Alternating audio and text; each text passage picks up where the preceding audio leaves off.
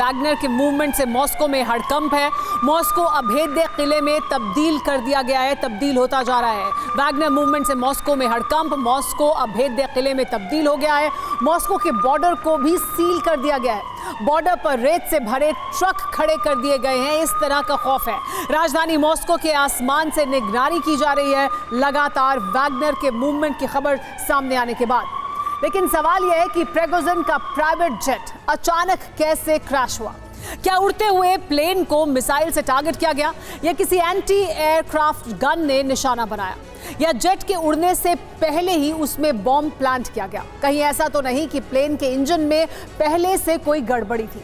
Prigozhin का plane crash होने के बाद रूस की टॉप सिक्योरिटी एजेंसियों ने हाई लेवल इन्वेस्टिगेशन शुरू कर दी है। अब तक कई ऐसे सबूत सामने आ चुके हैं जो एक बड़े षड्यंत्र का इशारा कर रहे हैं। रूस में नायक की छवि वाले प्रिगोजिन के प्लेन क्रैश पर सरकार का क्या कहना है? साजिश क्या हो सकती है, उसकी पड़ताल करती ये रिपोर्ट आप भी देखिए।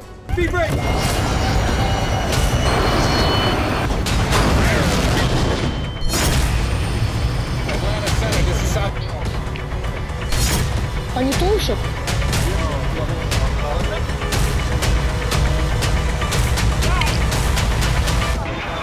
23 अगस्त मॉस्को का तावेर क्षेत्र।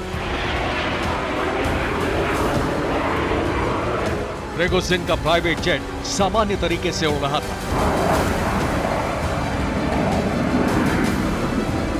तभी अपने आंगन में खड़े शख्स ने आसमान में गरज और धुआं देखा।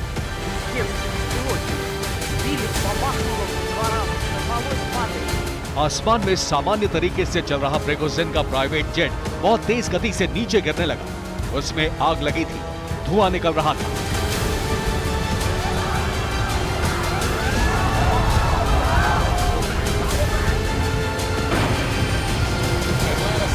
वीडियो बनाने वाले शख्स के घर से कुछ मील दूर ये प्राइवेट जेट क्रैश हो गया। काला धुआं और आग की लपटें नजर आने लगी।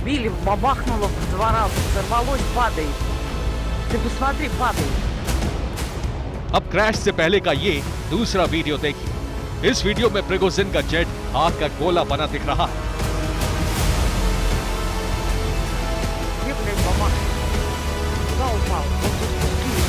विमान जिस तरह से गिर रहा है उसे एविएशन की भाषा में फ्री फॉल कहते हैं, यानी इस वक्त विमान पर पायलट का कोई कंट्रोल नहीं। इंजन फेल हो चुके हैं, बहुत तेजी से ये नीचे गिर रहा है।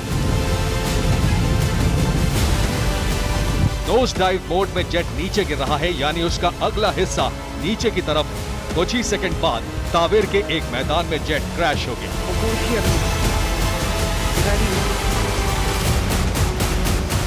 जहां विमान क्रैश हुआ, बड़े इलाके में आग लग गई। दूर दूर तक विमान का मलबा फैल गया।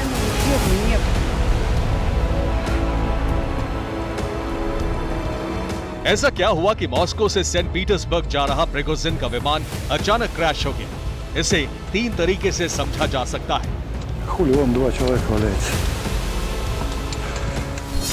पहला है जेट क्रैश का वीडियो बनाने वाले गवाहों की आंखों देखी। दूसरा है रेडार से मिला फ्लाइट डेटा, और तीसरा है क्रैश की जांच करने वाली जांच एजेंसियां। हादसे की क्रोनोलॉजी समझने से पहले ये जानिए कि यात्रा शुरू कैसे हुई। 23 अगस्त की सुबह प्रिगोजिन अफ्रीका से मॉस्को लौटे। अफ्रीका से मॉस्को पहुंचते ही प्रिगोजिन ने वैगनर से बड़े कमांडरों की बैठक बुलाई।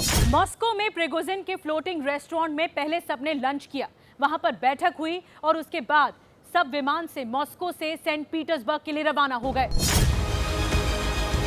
दोपहर 2:50 पर मॉस्को से सेंट पीटर्सबर्ग के लिए उड़ान भरी। विमान ने कुल 30 मिनट तक उड़ान भरी। 30 मिनट बाद जब यह विमान आग के गोले में तब्दील हुआ तो गवाहों ने क्या कहा वो सुनिए। गवाहों ने क्रैश से पहले 2 धमाकों की आवाज सुनी। दूसरे धमाके में जेट का एक विंग टूटकर अलग हो गया। इसका मतलब क्या ये माना जाए कि विमान को मिसाइल से टारगेट किया गया और पहला धमाका मिसाइल का ही था?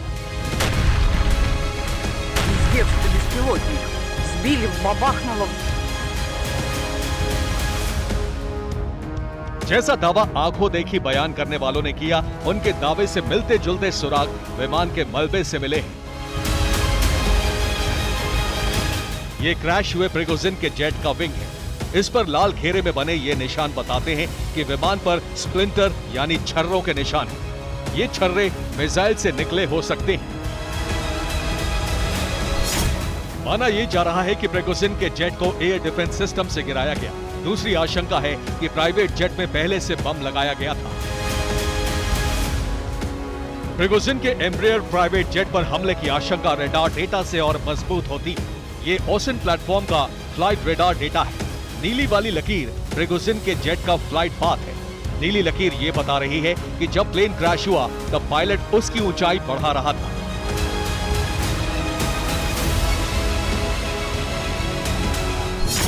ऊंचाई बढ़ाने का मतलब है कि विमान के इंजन सही काम कर रहे थे।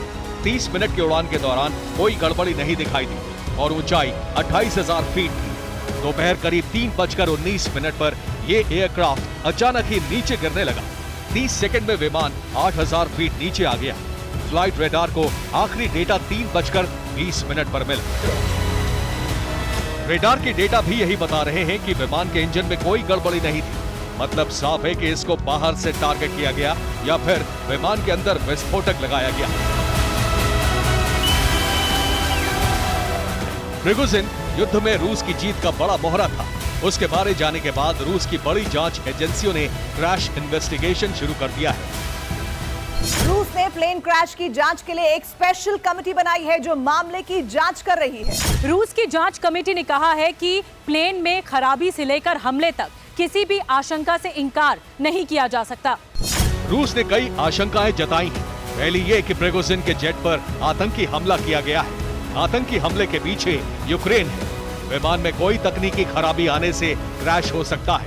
पायलट की गलती की वजह से हादसा हो सकता है।